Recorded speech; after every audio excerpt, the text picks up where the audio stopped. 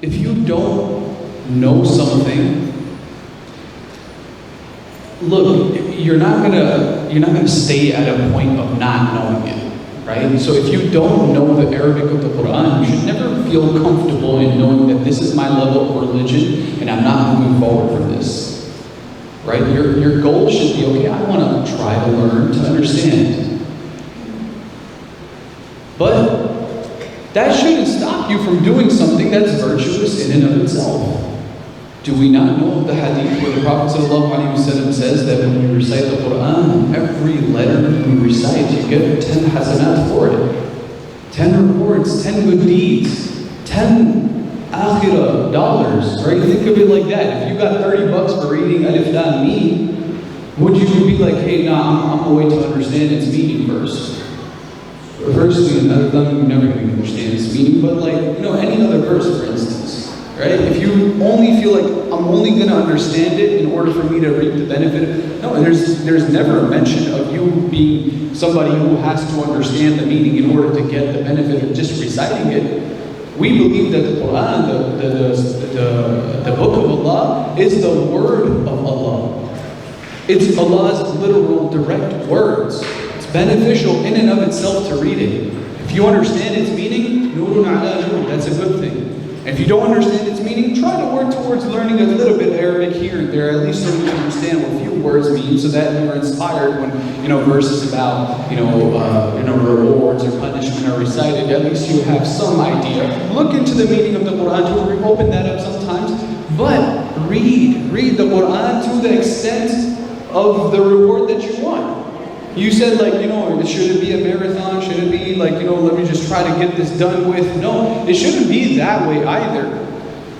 But at the same time, how much should you read?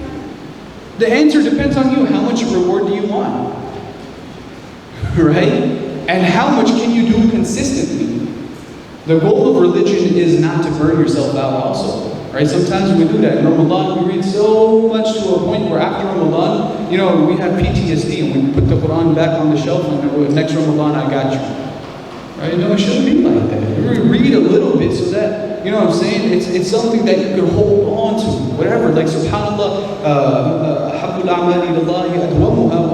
the most beloved of actions to Allah is the one that is done consistently, even if it's a little bit. Right? Whatever you can manage with ease.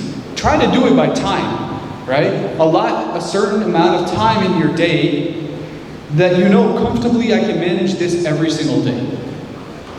All right? And within that time, whatever you can accomplish with quality, try to recite in a way where even if you don't know what is being said, you feel something. Because the Qur'an is something that even if you don't know what it means, it will have a spiritual impact on you. Why do you think, if some dude comes to me for ruqya, right? A spiritual healing, like an exorcism or something, I'm going to be like, okay, you ain't Arab, so get out of here. No. Or the jinni, first I got to find out if the jinni is Arabi or he's Hindi. You know what I'm saying? If he's Hindi, then no. Well, regardless of what it is, it's going to start tripping. The jinn, as soon as you start reading the Qur'an, you see that subhanAllah is crazy. The effect of the Qur'an is not only because of its meaning. I went to a church one time and I recited the verses of Surah Maryam, and before I walked in that church, they all started looking at me like, bro, who's this guy with this dough? They thought I was a terrorist. Right? So that's what, because when I talked to them afterwards, they're like, oh no, before you started speaking, we really thought you were one of those Muslims on a TV who was trying to blow us up. So they were scared. So they have no clue. Zilch. They don't know what a single Arabic word means. Recited Surah Maryam to them, the whole, Wallah al-Azim, the whole church, tears. وإذا سمعوا ما أنزل إلى الرسول ترى أعينهم تفيض من الدمع مما عرفوا من الحق يقولون ربنا آمنا فاكتبنا مع الشاهدين. What is this verse Allah is talking about? Christians, when they hear the verses of Allah subhanahu wa ta'ala, you see their eyes fill and swell with tears. I seen that upon a group of Christians who had no clue in Arabic, anything about Arabic.